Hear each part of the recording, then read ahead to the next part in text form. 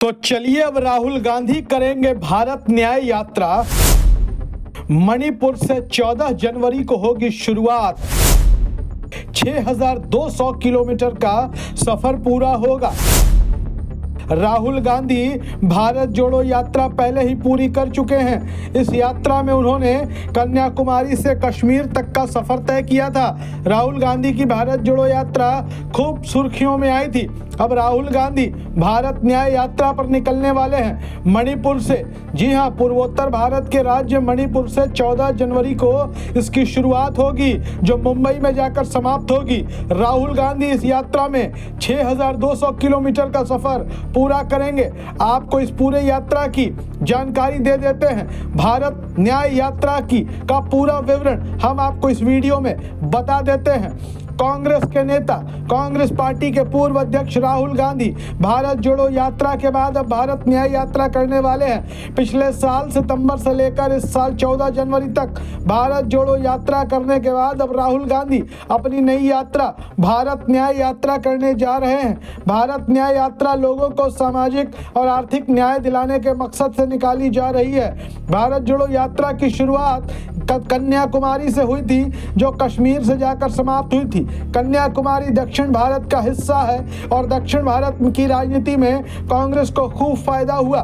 जिस तरीके से उत्तर भारत में भारतीय जनता पार्टी मजबूत हुई है, उसी तरीके से दक्षिण भारत में कांग्रेस को मजबूती मिली है। और कई राजनीतिक विश्लेषक इसके पीछे भारत जोड़ो यात्रा को भी योगदान बताते हैं। राहुल गांधी ने अपनी पहली यात्रा में दक्षिण से उत्तर तक का सफर किया था। वहीं भारत न्याय यात्रा की शुरुआत पूर्वोत्तर के राज्य मणिपुर से होगी, जो पश्चिम में महाराष्ट्र की राजधानी मुंबई में जाकर समाप्त होगी।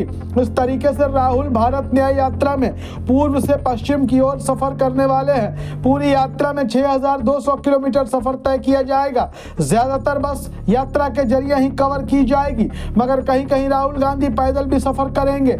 भारत न्याय यात्रा को भारत जोड़ो यात्रा का दूसरा संस्करण बताया जा रहा है, जिसकी शुरुआत 14 जनवरी से होगी। कांग्रेस पार्टी के राष्ट्रीय अध्यक्ष मल्लिकार्जुन खड़गे 14 जनवरी को पूर्वोत्तर भारत के मणिपुर में भारत न्याय यात्रा को झंडा दिखाएंगे। इस तरह यात्रा की आधिकारिक तौर पर शुरुआत हो जाएगी। यह यात्रा लगभग 20 मार्च को महाराष्ट्र की राजधानी मुंबई में जाकर खत्म होगी।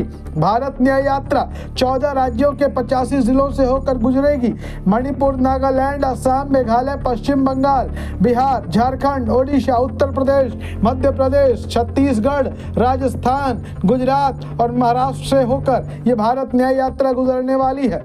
अब बता दें कि कांग्रेस महासचिव के.सी. वेणुगोपाल ने एक प्रेस कॉन्फ्रेंस में भारत न्याय यात्रा को लेकर जानकारी दी। उन्होंने कहा कि 21 दिसंबर को कांग्रेस वर्किंग कमेटी ने सर्वसम्मति से अपना मत रखा कि राहुल गांधी को पूर्व से पश्चिम की ओर एक यात्रा करनी चाहिए।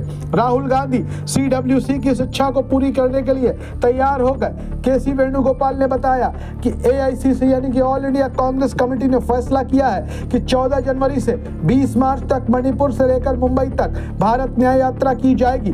इस यात्रा में राहुल गांधी युवाओं, महिलाओं और हाशिए पर पड़े लोगों से मुलाकात करने वाले हैं। बस यात्रा के जरिए ज्यादा से ज्यादा लोगों तक पहुंचने की कोशिश होगी। यात्रा में कुछ छोटे हिस्से को रुक कर पैदल भी कवर किया जाएगा।